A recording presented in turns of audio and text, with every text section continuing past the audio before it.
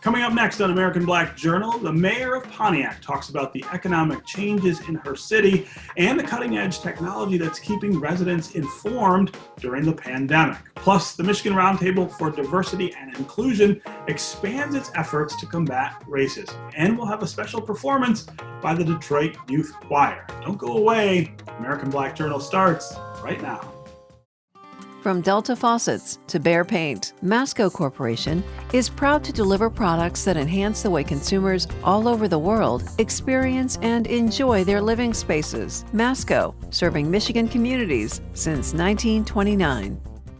Support also provided by the Cynthia and Etzel Ford Fund for Journalism at Detroit Public TV. The DTE Foundation proudly supports 50 years of American Black Journal in covering African American history, culture, and politics. The DTE Foundation and American Black Journal, partners in presenting African American perspectives about our communities and in our world.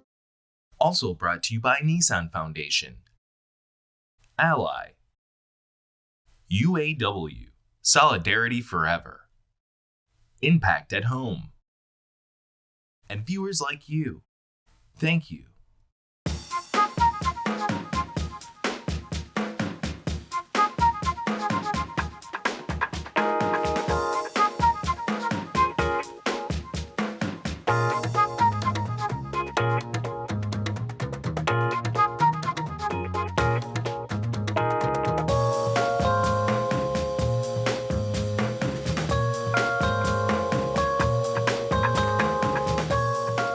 Welcome to American Black Journal. I'm Stephen Henderson. The city of Pontiac is using new technology to keep its residents informed during the COVID-19 pandemic. The city has launched a free mobile app called Pontiac Connect that provides information such as COVID hotspots, testing locations, pandemic guidelines, and other news. I spoke with Mayor Deirdre Waterman about this new tool and how the city is doing on the economic front. So you have a lot going on in Pontiac, and I want to get to a lot of it during this interview, but let's start with this new app, Pontiac Connect. Tell us what that is and how it's helping city residents. Pontiac is the pilot site for something called a mobile engagement app. And that's an app, as you said, called Pontiac Connect. And it was devised as another platform for social networking and distribution of information. You know, communication is one of the currencies of our modern age, being able to communicate. And so particularly that was important for a couple of reasons at this particular time. Number one, with the advent of the COVID-19 and this pandemic we're having, it was important for us for the health and safety and information of our population to be able to get out good information. And so the app has particular designation as being able to get out resources, where testing sites are, questions people have, and in the era in which there's a lot of faulty information, we wanted to have a reliable source of good information for the safety and welfare. And we know how much this has impacted communities and it's disrupted everybody's life in one way or the other, but it's reality. We're now beginning to finally see the end of the tunnel now that we're being able to talk about people being vaccinated. Because that's the way in which we can put 2020 and all the challenges of this year in our rearview mirror very soon, as we're now going to be talking about how we get this vaccination out into the general population. So the Pontiac Connect has all those features. We were picked, as I said, as the pilot city to do this by a company called Kaiba.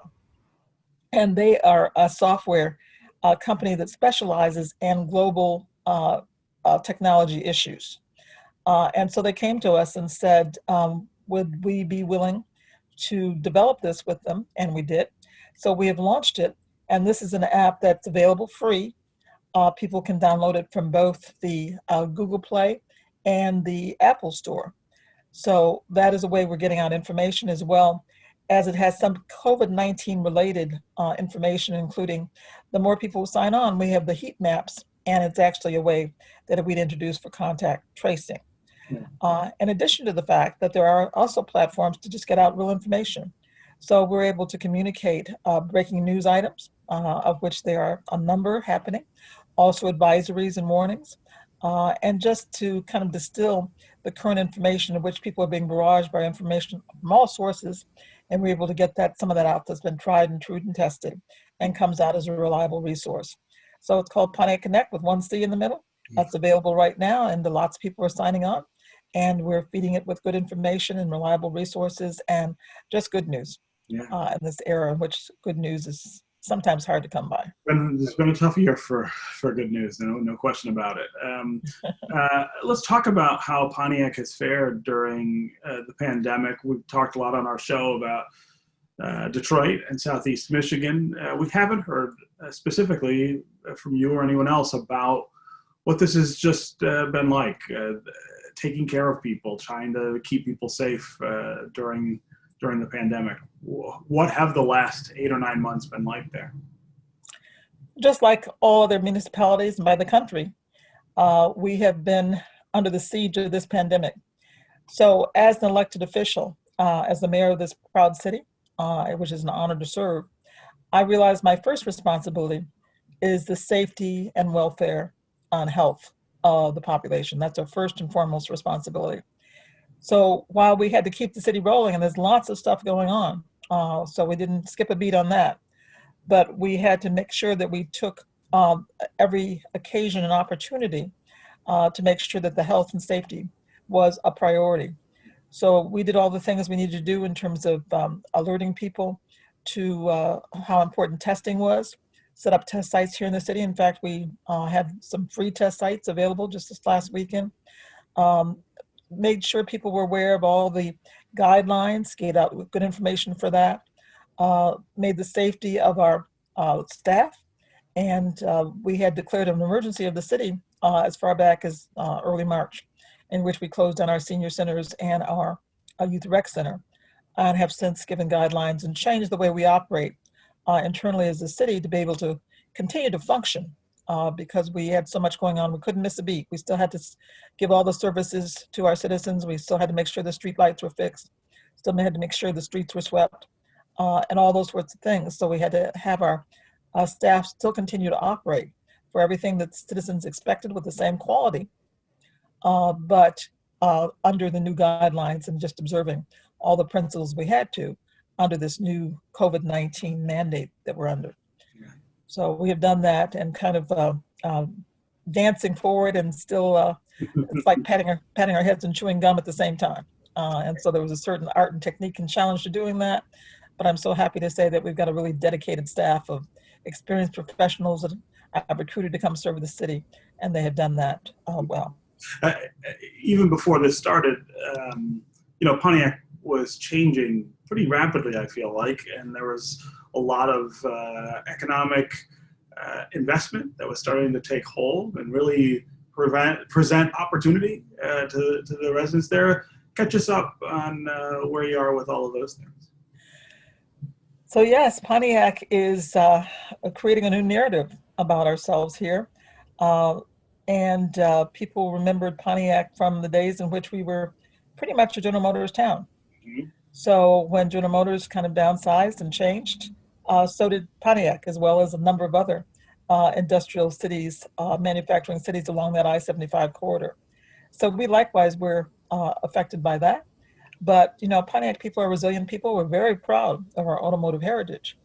But we also have moved forward into that post-industrial age with a strategic plan and a consensus formed strategy of how we move forward and continue to build our economic development base. And we have done that and created a whole new narrative about the city of Pontiac. One of those new narratives that people are becoming more familiar with as we talk about that is the fact that we are now claiming our rightful place as the county seat of Oakland County, one of the most prosperous counties in the nation. And whereas Pontiac used to be known as the hole in the donut, we're nobody's hole anymore. We're very much a thriving metropolis. And we have certain unique capabilities, such as our downtown. We're the only one of the only cities in Oakland County that has a downtown that's thriving. We have recently come up with a really good solution for a problem that I inherited from the emergency manager, and that was our Phoenix Center, our amphitheater complex, which we just now, the ink isn't even dry on the deal yet. We're still working out the final terms of that, but that we're really happy to resolve that because that's going to be a catalyst for investment in that whole opportunity zone that we've established in the center of the city. Is going to open up that investment in our downtown, which is already drawing a lot of attention from investors. So we're drawing kind of businesses to the city that Pontiac had never been the site of before. And they are thriving, and they're being testimony to what's going on with economic development in Pontiac. So whereas some other cities, will be impacted, as we all were, by somewhat of COVID-19, Pontiac now has a sort of cushion and insurance. And the fact that we've had companies that come in now have seen that Pontiac is a good place to do business. And I'll name some that are kind of well known around the dinner table. Amazon, for example. Where we used to have the Silverdome, they took over that whole Silverdome site, and they now have committed to doing a distribution center, which is already done. It's known as the Hub, as well as they're in the area of completing a fulfillment center. And this is the first time anywhere in the United States that Amazon has put both a distribution center and a fulfillment center on the same site. That's how much they liked being in Pontiac. In addition to that, we have a number of companies that have come to Pontiac and have thrived. We've kind of come to Pontiac from their other places, such as United Shore, which is known because it's now going to NASDAQ. It came to Pontiac with 2,500 employees, is now climbed to #1 in the wholesale mortgage business, now going to NASDAQ. And from the 2,500 employees that they brought 2 years ago, they're now at 7,000. Would have been at 10,000 had it not been for the pandemic. But I hear from the owners and president just a few weeks ago that they foresee that they will be at 15,000 employees at the end of next year. Wow. So that's a 6-fold increase in growth. And they bought up additional properties because Pontiac has been a good place for them to grow and thrive. And this is a good time to do business. Right now in Pontiac, we have 40 new building projects. Wow. This is the most new building economic development we've had, I understand, since the early days of General Motors. So that's saying something. So pandemic or not, Pontiac is still growing and thriving and creating a new narrative. And there are people who've discovered that this is a good place to do business, a good place to invest, a good place to buy a home. For example, our housing stock, we're working on increasing our housing stock. The average time it takes to sell a home in Pontiac is, in most neighborhoods, is 3 days. Wow. 3 days. Okay. So the word's getting out about Pontiac, and we're creating a new narrative. I'm excited about that. We turn now to the work of the Michigan Roundtable for Diversity and Inclusion. Thanks to a grant from the Kresge Foundation, the organization is expanding its anti-racism work in the city of Detroit. I talked about the Roundtable's plans with its new Deputy Director of Strategy and Innovation, Yusuf Shakur. Let's talk about this new position of yours with the Michigan Roundtable for Diversity and Inclusion. How did this come about? I've been working for the organization 4.5 years, but prior to that, I had a community connection in terms of them supporting some of our community initiatives. I think in terms of being able to push the organization to go deeper in terms of racial and social justice, and being able to earn my keep as I continue to develop as a leader within the city, and personally through pursuits of continuing to get better through transformation, as well as pursuing higher education. The opportunity presented itself, and Steve and the board saw the potential, and we seized the moment. Yeah, go deeper. That's a great phrase to describe what I imagine you're trying to do here with this position. People who know you around the city know you're a guy who's about action and not just talking. And I suspect that that's part of what you're up to here. Absolutely. I think in particular, before the era that we're currently in, is challenging ourselves to take a position of racial and social justice. Again, particularly as black folks, we've inherited a lot of inequities, and as a result, we fought against it. And a lot of other people, in the current time, like this work is led by nonprofit, but again, what we know as black people, whether we get paid for it or not, we have to face these inequities. We have to figure out how to do it. So, trying to bring that type of mentality, whether you get paid for this or not, we have to change this, and this is bigger than what we can get paid for. It's just fortunate enough that some of us get paid for it, and so being able to find that common thread in there, but also Detroit is a predominantly black city. The suburbs are predominantly white, and that heightens a lot of the contradictions that goes on. And so being able to put ourselves in the ring to challenge those contradictions. Yeah. Talk about some of the things in the short term you would want to focus on in this new role. So currently what we're doing is one, pushing ourselves to take whatever role that we engage in, is we're taking a position, a racial and social justice position. That is non-negotiable. And also using critical race theory as a guide to how do we do the work, understanding that diversity doesn't mean that you're anti-racist, that we're showing up being anti-racist, that we're showing up dealing with the hard issues of poverty and so forth. Understanding that we represent the most marginalized, and the most marginalized, particularly in this region, are black people, but also creating an opportunity to develop and build them up in terms of shifting what we perceive as power as the stakeholders. Seeing the people, those who are oppressed, as the stakeholders, that their lives matter, that the equity of being here 3-4 generations of Detroiters matters. And so the position that through the community house that we built, and also in the process of doing another one. So digging deeper within the hearts of the neighborhood and creating an opportunity to uplift those voices. Yeah. This is, of course, a moment where I feel like there's more people paying attention to these issues than before now, and now I'm talking about non-Black people. And of course, you have these constant reminders of how urgent all of this is now that people can capture with their cell phones the kind of experiences that Black people have all the time. How do you lean into that moment in this new work? What opportunity does that give you? So what we did was, I had the great honor of graduating from the University of Michigan School of Social Work in 2019. And there they've incorporated what's called PODS, privilege, oppression, diversity and social justice. And when you hear it, it clicks. It clicks in terms of, because what we know is people say they want to have tough conversations, but in reality, they want to have soft conversations. And so to get to the change, we have to create discomfort. And a lot of times the discomfort is for non-Black people. But helping to understand that we have to examine the power and privilege and how it impacts oppression. And to get to authentic diversity, we have to land on racial and social justice. So understanding that journey, understanding those roads, there's different expressways, but they interconnect. So even like you and I, we know we're two Black men, but we probably come from two different experiences. So getting into the roots of what those different experiences to allow us to really value who we are, because when we step out, no one's going to look at our difference. They just want to see two Black men, but also they accept us differently. And so this within the work. Ignorance is something that we all uphold, but ignorance has become a way of life. And so being able to uproot that ignorance as well as uprooting racism is the objective. Yeah.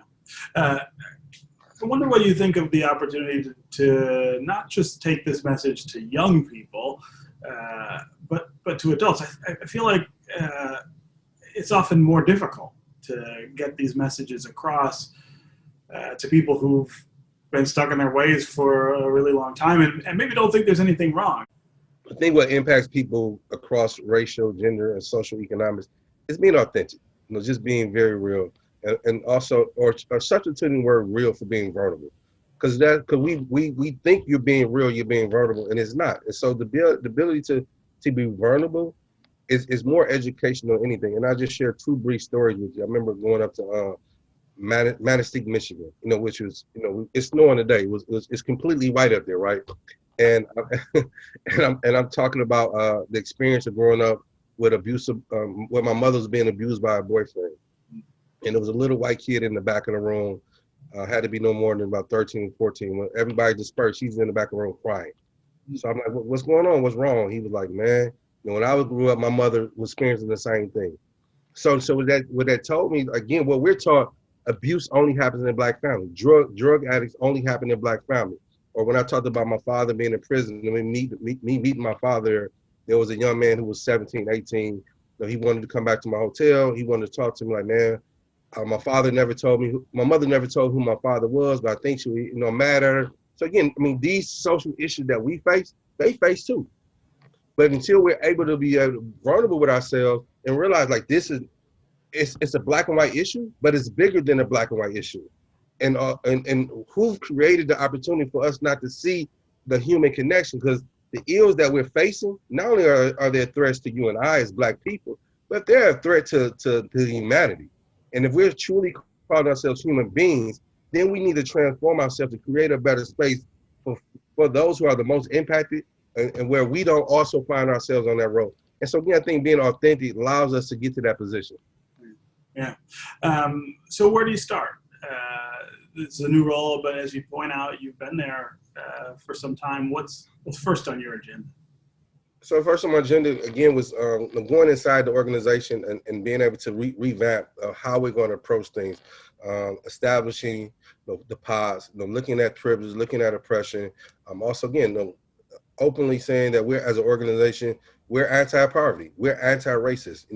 Again, we know a lot of white folks talk that, but when it's time to show up, because of their discomfort, they show up differently. And so being able to, like, we're going to model change, we need to be the change and not just the slogan. So being able to internally hold ourselves accountable, but also placing ourselves on the side of those who are the most oppressed and allowing them to lead us by engaging them in areas that helps transform them. That internal focus is something that that too many organizations aren't really willing to do. What is it about the Michigan Roundtable that you think leads them to say, "Hey, look, we understand. We've got to look at ourselves." So I'm blessed to be able to work with co-workers that already have been doing that work. Stacey Stevens, prior to me getting there, actually the reason I am here is because of her ability as a white woman and looking at the privilege that she holds in that space and saying, hey, we need another black person. We need another black woman or another black man. We need to break down these silos. Even though we're doing the right stuff, we're doing it wrong because internally it's not reflective of what our theories are. And so being able to have that, and then also, Steve, who's my boss, continue to challenge him and put him in discomfort conversations and discomfort work, and him not taking it personal.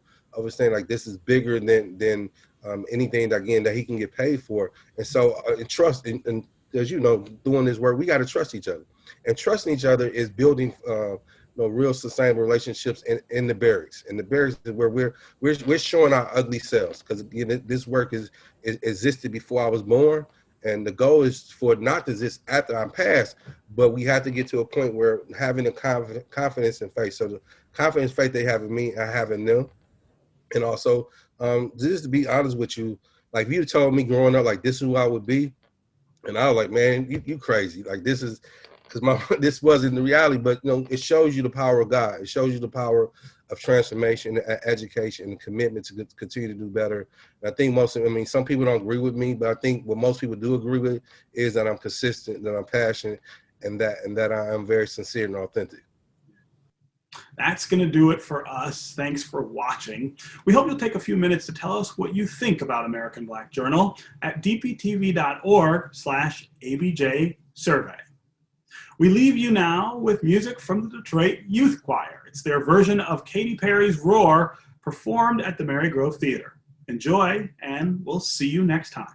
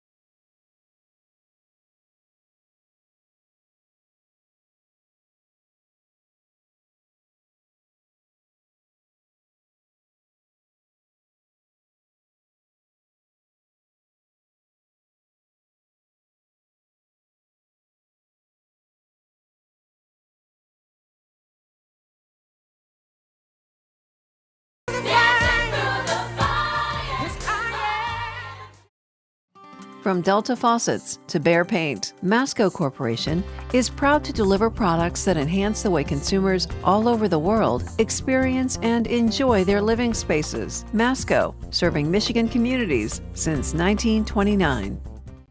Support also provided by the Cynthia and Etzel Ford Fund for Journalism at Detroit Public TV. The DTE Foundation proudly supports 50 years of American Black Journal in covering African American history, culture, and politics. The DTE Foundation and American Black Journal partners in presenting African American perspectives about our communities and in our world.